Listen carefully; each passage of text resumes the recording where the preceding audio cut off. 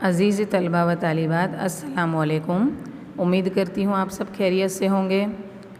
गुजराती के last period में हमने क्यारे वागी लोकगीत के बारे में मालूमात हासिल की थी।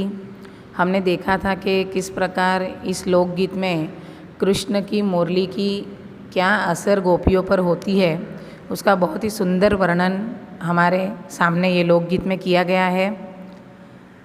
हमने पहले व्याकरण विभाग में निबंध और विचार विस्तार के बारे में मालूमात हासिल की थी।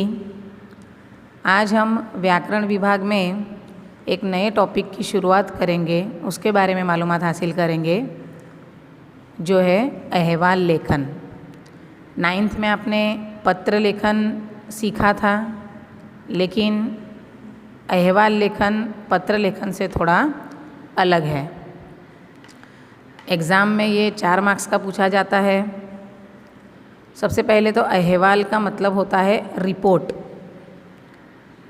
यानी जो वाक़या हो गया हो, बीत चुका हो या भूतकाल में अतीत में हो गया हो, उसके बारे में जो रिपोर्ट लिखी जाती है उसे अहवाल लेखन कहते हैं। जो वाक़या जिस प्रकार से हुआ है उसी तरह उसकी हकीकत अहवाल लेखन में बयान करनी है, लिखनी है। उसमें बिल्कुल भी अतिशयोक्ति नहीं आनी चाहिए, मतलब ज़्यादा का कुछ भी उसमें ऐड नहीं करना है हमारे मन से। जिस प्रकार वाक़या हुआ हो वही उसकी हकीकत बयान करनी है। तो इस प्रकार अहवाल लेखन का मतलब होता है रिपोर्टिंग, जो बीत चुका है, हो चुका है, वो वाक़ये या वो घटना के बारे में लिखना, उसे अहवाल लेखन यानी रिपोर्ट कहते हैं। 4 मार्क्स का पूछा जाता है। अहवाल लेखનમાં પૂર્વે બની ગયેલી હકીકત કે ઘટનાનું સાચું, સચોટ અને સંક્ષિપ્ત વર્ણન કરવાનું હોય છે। अहवाल लेखन में पूर्वे बनी गई यानी पहले जो हो चुकी है वो हकीकत या घटना यानी वाक़या जो है उसका सच्चा, सचोट और संक्षेप में हमें वर्णन करना है। अहवाल लेखन में शैक्षणिक के सांस्कृतिक कार्यक्रमों, विदाय समारंभों, सामाजिक के धार्मिक चर्चाओं, कुदरती आफतों, अकस्मातों, हड़तालों, रमखाणों वगैरेनो आश्रे 100 शब्दों में यानी 10 થી 15 લીટીओं में अहवाल लखवानो होय छे। कौन कौन से टॉपिक पे, कौन कौन से मुद्दों पे हम अहवाल लिखा जा सकता है उसके बारे में यहाँ बताया गया है कि शैक्षणिक और सांस्कृतिक कार्यक्रम। शैक्षणिक में जैसे मिसाल के तौर पे टीचर्स डे यानी शिक्षक दिन है। सांस्कृतिक कार्यक्रम में एनुअल फंक्शन है, 15 अगस्त या 26 जनवरी का प्रोग्राम है। तो जैसे कि कल वो हो चुका है और आज उसकी रिपोर्ट तैयार करके देनी है, तो वो प्रोग्राम कार्यक्रम के बारे में हो सकता है। विदाई समारंभ तो कोई स्टाफ में से कोई टीचर्स का विदाई समारंभ हो सकता है, या 10th और 12th के बच्चों का विदाई समारंभ हो सकता है, उसके बारे में भी लिख सकते हैं अहवाल लेखन। फिर सामाजिक और धार्मिक चर्चा भी हो सकती है। कुदरती आफत के बारे में भी हम लिख सकते हैं, जैसे धरती कम है या पूर है, अकस्मात है, हड़ताल है, रमखाणों यानी कोई दंगे फसाद है, या जैसे कि कोई भी मतलब कि सामाजिक धार्मिक कोई सम्मेलन हो गया हो तो उसमें क्या कहा गया था, वो घटना किस तरह हुई थी, ये सब के बारे में अंदाज़न हमें 100 शब्दों में यानी 10 से 15 લીટી में ये अहवाल लिखना है यानी रिपोर्ट तैयार करनी है। लेकिन इतनी बात याद रखनी है कि पूर्वे बनी गई घटना यानी पहले जो हो चुका है, यानी हमेशा अहवाल लेखन भूतकाળ में ही आएगा कि आવું થયું હતું, आ समय થયું હતું, यानी ये हतु, ये जो भूतकाल को बयान करने वाला शब्द है ये उसमें आना चाहिए। होने वाला है या हो रहा है ये नहीं आना चाहिए, क्योंकि अहवाल लेखन हमेशा भूतकाल का लिखा जाता है। रिपोर्ट हमेशा हो गई घटना की बनती है, इसलिए ये बातों का ख्याल रखना है। अब अहवाल लेखन करती वखते ध्यान में राखवानी बाबतों, तो अहवाल लिखते वक्त हमें कौन सी बातों का ध्यान रखना चाहिए वो देख लेते हैं।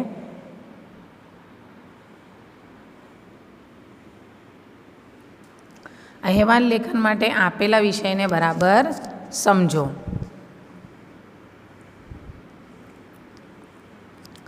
तो सबसे पहले तो हमें जो विषय दिया गया है कि भाई शिक्षक दिन निमित्त अहवाल लेखन लिखो, या रक्तदान शिविर का अहवाल लेखन लिखो, या कोई धार्मिक या शैक्षणिक संदर्भ में शिक्षक दिन का लिखो, यानी जो भी विषय हमें दिया गया है पहले तो वो विषय को हमें बराबर समझ लेना है।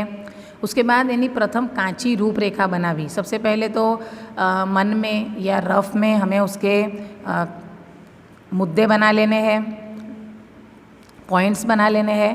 પછી જ પાક્કો अहवाल तैयार करवो, और कच्ची रूपरेखा बनाने के बाद उसकी प्लानिंग करने के बाद ही हमें अहवाल लेखन तैयार करना है। घटनाक्रम जाड़वो। घटनाक्रम यानी वाकया किस तरह हुआ था, शुरुआत उसकी कैसे हुई थी, उसकी दरमियान में क्या हुआ था और फिर अंत में क्या हुआ था, ये स्टेप बाय स्टेप हमें लिखना है। महत्वनी बाबतों रही न जाए तेनु ध्यान राखવું। अहमियत वाली जो बातें हैं वो रह न जाए, इस बात का ख्याल रखना है हमें। कोई पण घटना के हकीकत जेवी बनी होय एवी ज જરાય अतिशयोक्ति विना 10-15 वाक्यों में लखवी। तो कोई भी घटना या हकीकत जैसी बनी हो ऐसी ही हमें लिखनी है, उसमें हमें ज़्यादा का अतिशयोक्ति यानी ज़रा भी ज़्यादा का कुछ भी ऐड करना नहीं है, और 10 से 15 લીટી में ये लिखना है। अहवाल में तारीख, समय, स्थल, व्यक्ति विशेष वगैरह स्पष्ट उल्लेख करवो। अहवाल लेखन में जिस तारीख को वो घटना या वो वाक़या हुआ था वो डेट के साथ हमें लिखना है, वो वक्त लिखना है, कौन सी जगह ये कार्यक्रम हुआ था वो लिखना है, और व्यक्ति विशेष उसमें जो जो भी व्यक्ति का उल्लेख किया हो वहाँ हाजिर थे, ये सब बातों को ध्यान में रखकर हमें स्पष्ट तरीके से अहवाल लिखना है। घटनाना वळांक के तबक्का मुजब योग्य फकरा पाड़वा। तो जिस तरह वाक्य में नए नए मुद्दे आते जाते हैं या नई कोई चीज़ की शुरुआत होती है उस हिसाब से हमें पैराग्राफ भी बनाने हैं, कंटिन्यू लिखते नहीं जाना है। अहवाल लेखननी भाषा शुद्ध, सरल और आकर्षक होवी જોઈએ। तो अहवाल लेखन जो है उसकी भाषा शुद्ध होनी चाहिए, सरल होनी चाहिए, समझ में आए और आकर्षक होनी चाहिए। मिसाल के तौर पे हम यहाँ एक अहवाल लेखन देख लेते हैं जिससे आपको अंदाज़ा आ जाए कि अहवाल किस प्रकार लिखना चाहिए। तो यहाँ विषय है रक्तदान शिविर का। रक्तदान शिविर विषयનો अहवाल 100 शब्दों में लखो, यानी 15-16 લીટી में लिखना है। अब ये रक्तदान शिविर कहाँ रखा गया था, तो उत्कर्ष विद्या विहार में और अहमदाबाद में तारीख 15/10/2010 को। तो यहाँ स्थल बताना है, तारीख बतानी है और फिर शुरुआत करनी है। जैसे कि मैंने आपको बताया कि ये भूतकाल में होना चाहिए, जो अतीत में जो वाक़या घटना हो गई है उसके ताल्लुक से ही अहवाल लिखा जाता है। तो अमारी शाला में दर वर्षे रक्तदान शिविर आयोजन करवामां आवे छे। मतलब हर साल ये रक्तदान शिविर का आयोजन होता ही है, लेकिन इस साल क्या हुआ था उसका हमें पूरा यहाँ कच्चा चिट्ठा यानी कि हकीकत बयान करनी है।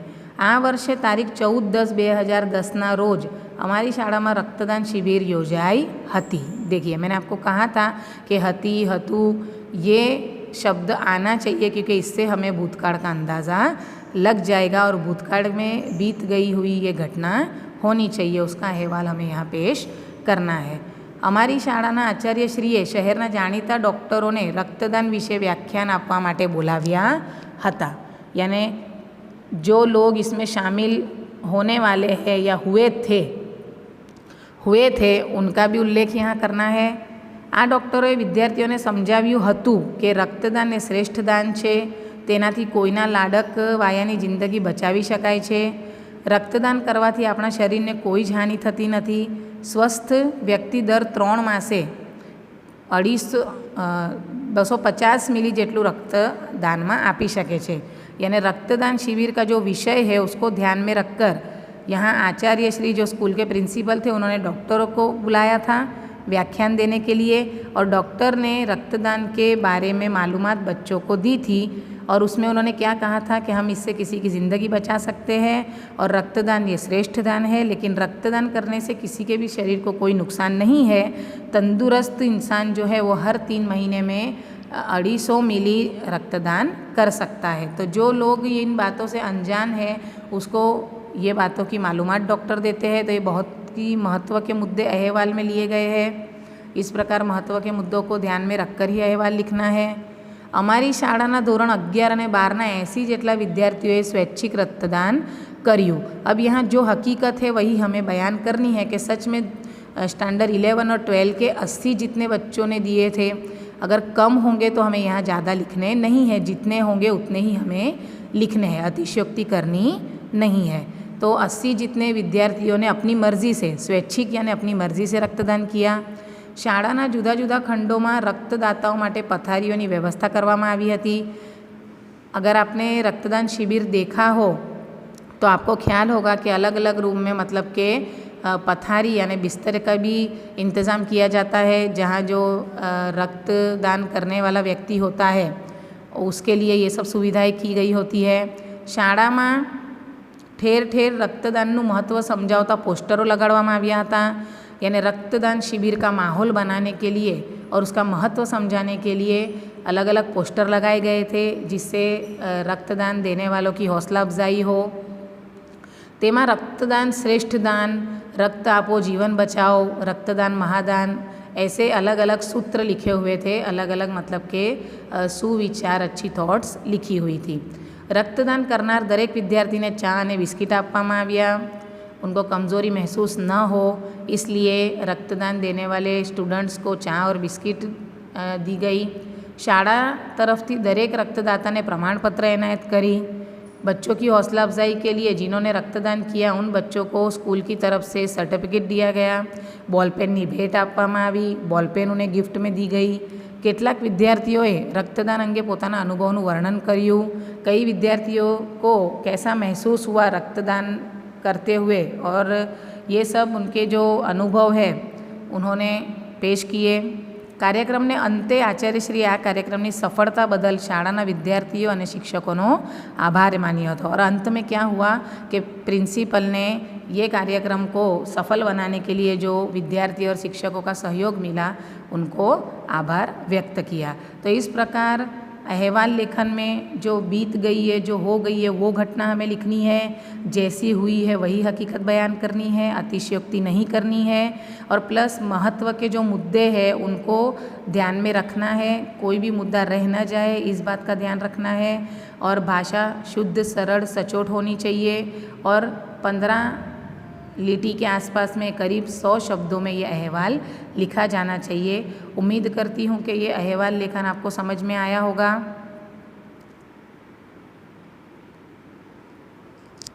नेक्स्ट पीरियड में दूसरे टॉपिक के साथ मिलेंगे। अल्लाह हाफिज़।